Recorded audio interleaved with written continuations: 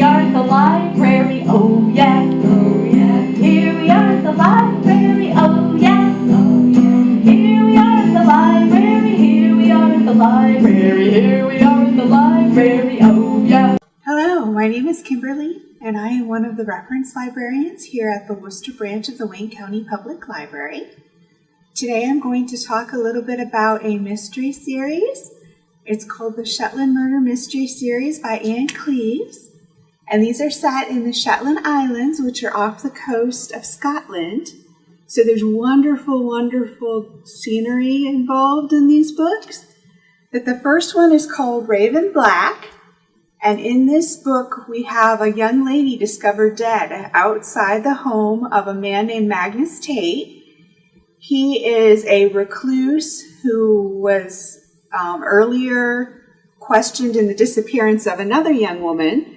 So a lot of people automatically assume that Magnus is guilty of the murder. Well, our detective, Jimmy Perez, is not so sure that Magnus is the murderer. And I'm also going to share the second one with you. It's called White Nights, and it's also by Anne Cleves. And in this one, our detective, Jimmy Perez, goes to an art exhibit that's put on by his girlfriend and another woman. While they're at the art exhibit, a man falls to his knees and starts crying and talking about how he can't remember who he is. Then he gets up and runs out of the building. Well, Jimmy follows him, trying to figure out what's wrong, and he's disappeared. He can't find him anywhere.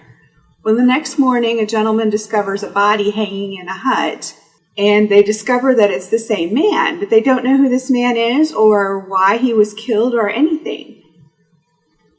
This is also a TV series, and it's called Shetland, and it's a BBC production. It loosely follows the first so many books, and then it diverges on its own. There are 2 DVDs out right now. The first DVD has season 1 and 2 in it. The third season is a DVD on its own, and the fourth season is coming out in October. So I hope you get a chance to enjoy Shetland. It's a wonderful mystery series set in a beautiful place. Thank you. As the caption says, this is Father Fridolin Ankley. Now, if he's been here 46 years and this film was made in 1912, he would have come to the old Catholic Church, which was across from the Worcester Brush Company. And there's it's mostly a parking lot there now. But anyway, the St. Mary's Church we have here in town now was built in 1917 because in 1913, the old church by the Brush Company burnt down. But he would have spent his first few years here, evidently, at the old church, and then continued on into the new church. Hi, my name is Jeannie, and I work in the Adult Services Department here at the Worcester branch of the library. I'm a huge fan of mysteries, and one of my favorite TV series is Murdoch Mysteries. Set in the late 1800s, it takes place in Toronto, Canada. Our main character, William Murdoch, is dogged in his pursuit of evildoers. He relies on his vast intelligence and also on forensics as well. It's rather like CSI Toronto, 19th century style. In addition to our main character, we have a gruff and crusty chief inspector, a bumbling but I'd say capable constable, and also a beautiful coroner, and she rounds out the cast quite nicely. The cases are always interesting, and the writers do a very good job of touching on subjects that were relevant then and they're relevant now as well, such as religion and women's rights. From time to time, we're introduced to some very interesting historical characters, such as Teddy Roosevelt, Sir Arthur Conan Doyle, and Jack London. And William Shatner makes an appearance as Mark Twain, and that's very fun indeed. There are 11 seasons so far. While the murders are violent, the content is never gruesome. And all 11 seasons are available through your local CleveNet. So stop by the library, give us a call, or check online for availability. So if you are fond of historical mysteries, please give Murdoch a try. Thanks for joining us. What we used to call the experiment station, now it's called the OARDC. That collection of buildings there is part of the administration buildings. The building on the extreme right is gone now, and the film is directly going to the administration building. I think it was built in 1897. That's still there and still being used as offices. I think this is the old dairy barn. It still exists on the south end of the campus because I recognize the doorways in the interior there. Those were all stalls in there. The chickens I don't know anything about here.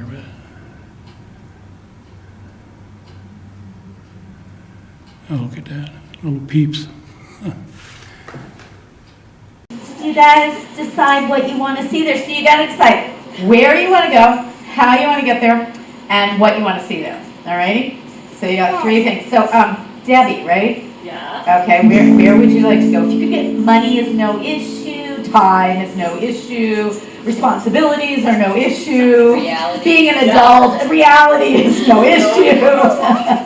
I would love to go to France To France. Yeah. Okay. How would you like to get there? on a ship. On a ship. And what would you like to see there or do there? Relax. Relax. And read a book. And read a book.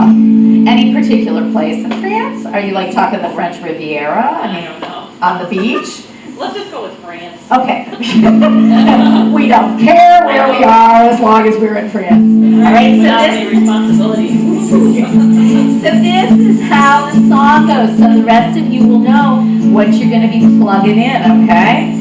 Going on an adventure, we're going to have some fun. We're getting on a ship, we're going to sail into the sun. We're going to France, we're going to ramble and roam. We're going to relax with a book till it's time to come back home.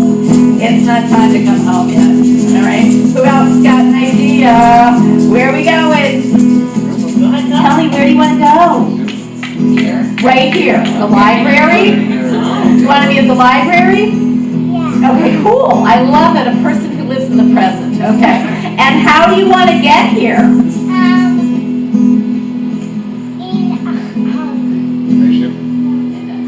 Oh, on a shark. Okay, on a shark, good. We're gonna ride on a shark, cool. That's gonna look really interesting on the streets of West Salem. All right, we're riding on a shark, and what are we gonna see here at the library?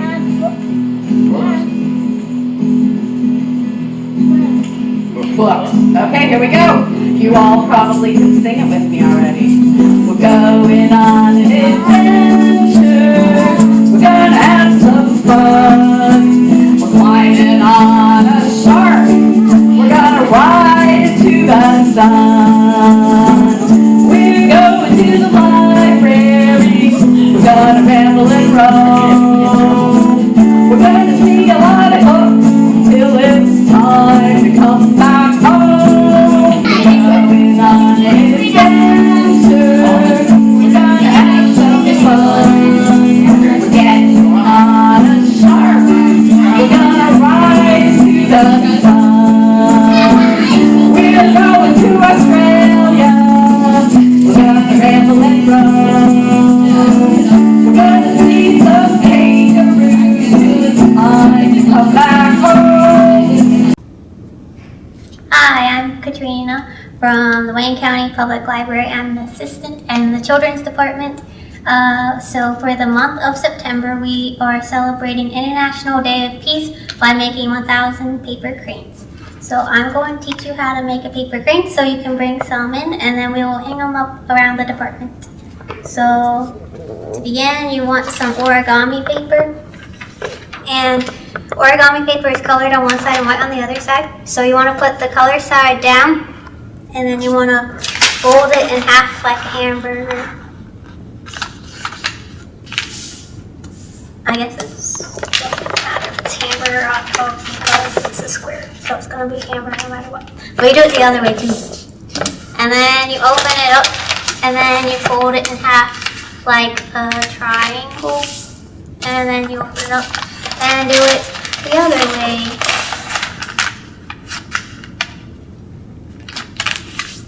So then you have all your creases.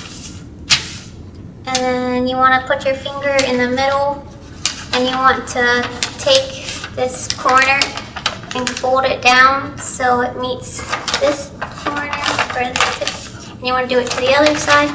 So that way it kind of makes a diamond when you flatten it out.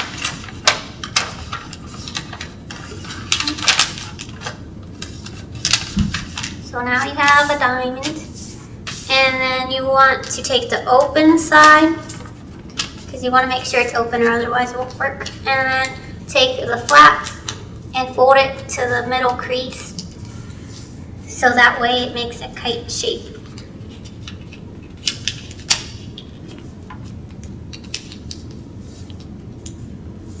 And then you want to flip it over and do it to the other side. And then it's okay if it's not perfect creases like this one, because in the end it doesn't really matter. But once you got your kite, you want to fold down the triangle at the top and then flip it over and fold it the other way just so it's creased well, because you're going to then open up the kite so that way it makes like a boat. So once you have the boat, you just want to flatten it so it makes a diamond again. And then you want to do it to the other side too.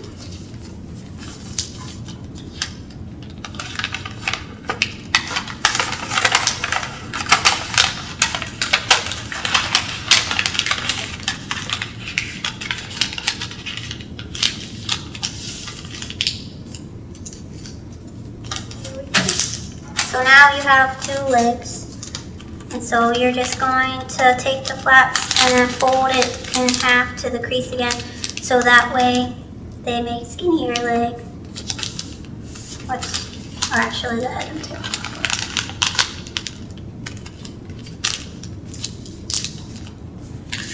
So then you flip it over and do it to the other side.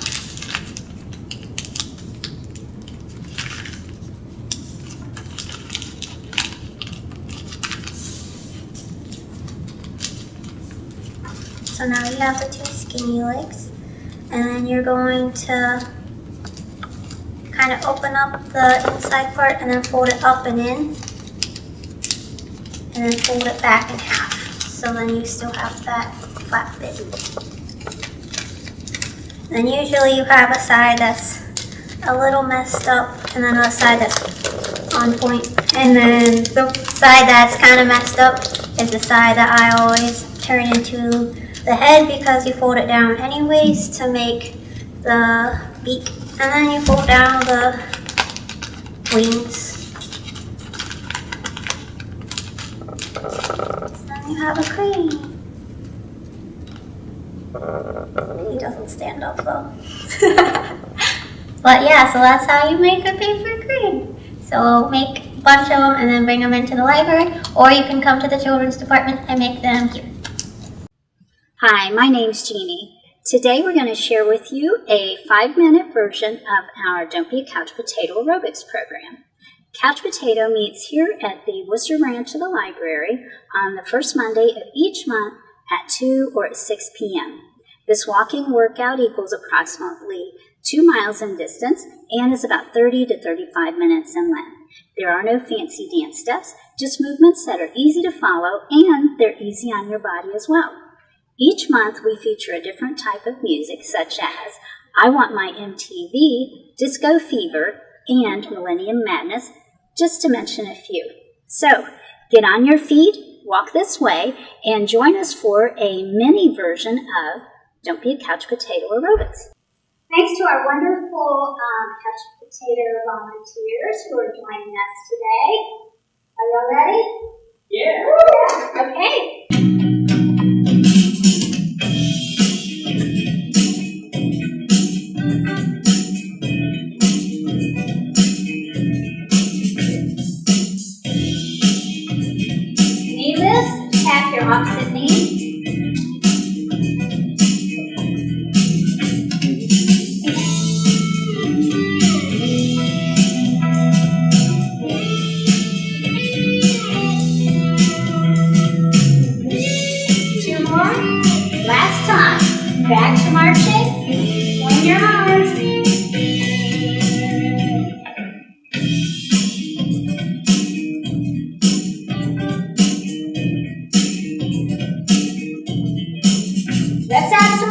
switch.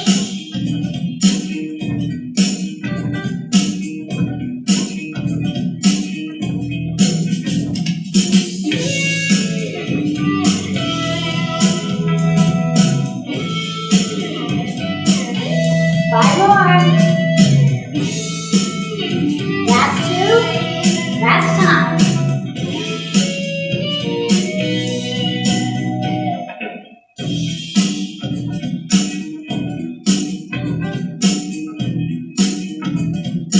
We're going to add some side steps and step out. Up your arms.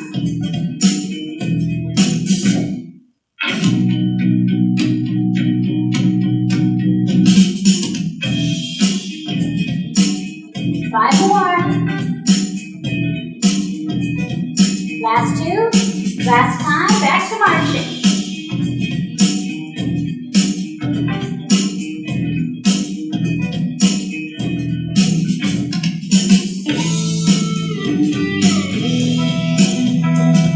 Three steps up, a tap, and a clap. 1, 2, 3, tap. 1, 2, 3, tap. Good job. Don't forget to breathe.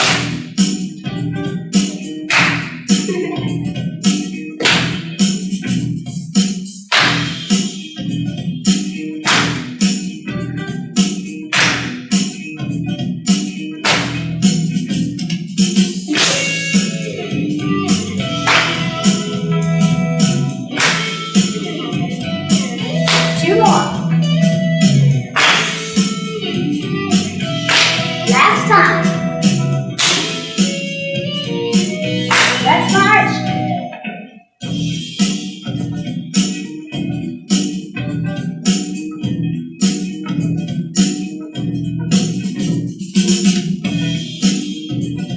We're going to add some R's, just cross in front.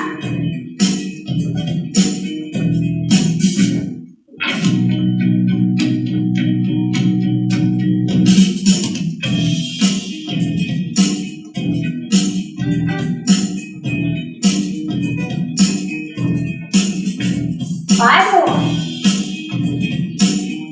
Last two. Last time.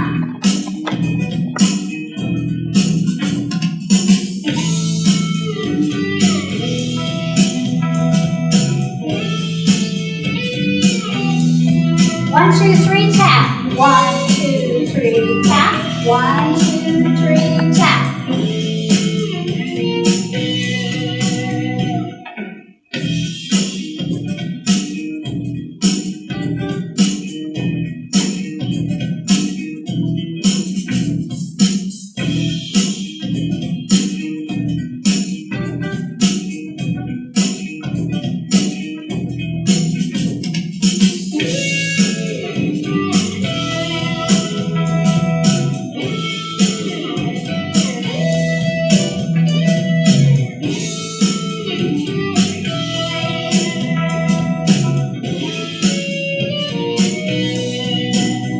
Last two.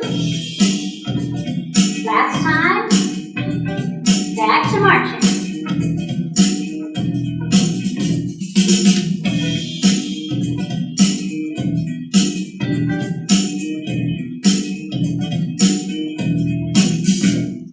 Great job, everybody. And I'll be showing you around a little bit. Basically, materials begin their library lives here in TS. We are responsible for ordering, cataloging, and processing all library materials here in our department. We make it possible for library users and staff to acquire and access materials and ensure they are described and organized so that everyone can find them. Our department is comprised of 3 functional areas: acquisitions, cataloging, and processing. Here is a visual of the basic workflow, and we'll briefly discuss what each step entails. So once our selectors choose the items that they would like added to the collection, our acquisition assistants place the orders through various vendors and upload order records into our system. When the orders are received, they also handle the unpacking and receiving of the items. You will often, when you come into our department, see a pile of boxes when entering the department. And so those are normally boxes that are waiting to be unpacked. Once they have unpacked and received the item, they're also placing slips in each item, which includes some basic information: title, author, library, location, price, etc. The items are then put on carts, and the carts are typically passed on to our cataloger. We do have some items that are pre-processed. These are bestsellers and popular fiction that are in demand and go straight to processing so that we can get them out to you much faster. Next, we're going to talk about the cataloging of materials. The carts with nonfiction, juvenile, small vendor books, and other materials are now ready to be cataloged. At this point, items are call numbered, catalog records are checked to ensure there are complete bibliographic records, and requests are sent to our consortium headquarters, CleveNet, if any updates or changes are needed. Call numbering and the reviewing of records is most often done by our cataloger, but may also be handled by an acquisitions assistant or myself, depending on complexity. The call number for each item is written on the back of the item slip, and once complete, carts are placed in queue to be processed. We're here where our technical services assistant processes the items. You can see that each of them have a cart that they are currently working on. At this point, our assistants add the items to our catalog, and barcodes and other labels are added to each item. They do a final review of the catalog records and cover books as needed. We also have department volunteers who help us with covering. They work at the processing table over here. Before new items leave our department, they are all double-checked for accuracy. They are then sent off to their new happy library homes where they either fulfill holds or are placed on the shelves. On average, the Technical Services Department adds 4,200 new items to the collection each month. Technical Services is also responsible for mending library materials, ordering supplies, maintaining the branch rotating collection, overall maintenance of the catalog, maintenance of periodical subscriptions, and other duties and projects as they arise.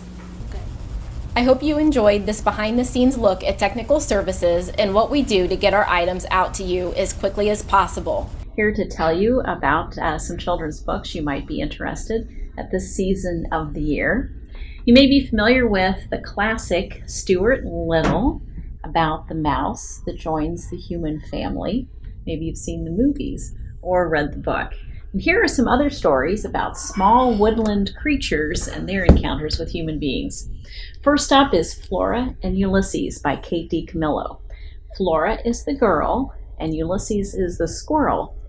Of course, at the beginning of the book, we find out that Ulysses is actually the name of a super duper all-terrain vacuum cleaner.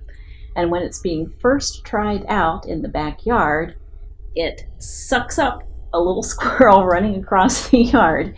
And you may think this is bad news for the squirrel, but luckily, Flora is watching out her window, sees it happening, and having read a lot of superhero comics, she leaps over the fence, she takes the little squirrel, she gives him CPR, and when the squirrel stands back up again on wobbly legs, he's hungry, so he walks over to the vacuum cleaner and he picks it up to shake it to see if there's any food inside. Did you hear what I just said? The squirrel picks up the vacuum cleaner. Well, Flora, again, has read a lot of superhero comics, so she knows something magical has happened to that squirrel. And she proceeds to find out just what else this squirrel can do. And that's the story of Flora and Ulysses. Speaking of squirrels, Nuts to You by Lynn Ray Perkins is about a couple of squirrels that don't have superpowers, but they are very loyal and brave, and they seek to find their friend. One day the squirrels are out playing in the woods, gathering acorns just like they usually do, and Jip, the troublemaker, keeps calling out, "Wolf! Wolf!" just so he can see all the little squirrels run around and try to race up trees and out on branches to get away from the wolf. Well, Jed's not buying it. Wolf. Doesn't he know any other word? But all of a sudden, Jip spots something coming down through the sky, headed right toward Jed. It has a beak, it has talons, he can't think of the name. It's a hawk! And by the time he thinks of the name, Jed is already up and away into the air. Luckily, his two friends, that's her name, it's spelled T-S-T-S, and Chai, they see this happen. They see Jed carried away by the hawk and magically fall from the hawk's talons far away in a distant part of the forest they've never been to. But they decide they're going to go after him. They're going to save their friend. By the way, nuts to you in squirrel talk is this way of saying good luck. Today was a good day. Today was a good day. I was feeling fine. I was feeling fine. Oh, today was a good day. Today was a good day. And the sun did shine. And the sun did shine. Well, yesterday was stormy. There were gray clouds everywhere. Sure was hard to get moving with that thunder pinning me to my chair. But today was a good day. Today was a good day. I was feeling fine. I was feeling fine. Oh, today was a good day. Today was a good day. And the sun did shine. And the sun did shine. You never know what tomorrow will bring. Trouble seems to run in packs. Worries, crises, miseries, knocking us on our back. But today was a good day. Today was a good day. I was feeling fine. I was feeling fine. Oh, today was a good day. Today was a good day. And the sun did shine. And the sun did shine. Not gonna fret about tomorrow. Somehow I'll get out of bed, pay some bills, play some songs, get those hungry kids fed. 'Cause today was a good day. Today was a good day. I was feeling fine. I was feeling fine. Oh, today was a good day. Today was a good day. And the sun did shine. And the sun did shine. It's so hard to stay in the here and now. My mind makes me run all around. Rat race, fast-paced craziness. I wanna slow things down. Just gotta take things one day at a time. No way to plan ahead. I thought I'd have a storybook life. Got a few surprises instead. But today was a good day. Today was a good day. I was feeling fine. I was feeling fine. Oh, today was a good day. Today was a good day. And the sun did shine. And the sun did shine. Yeah, today was a good day. Today was a good day. I got more. Today was a good day. Today was a good day. Just in time.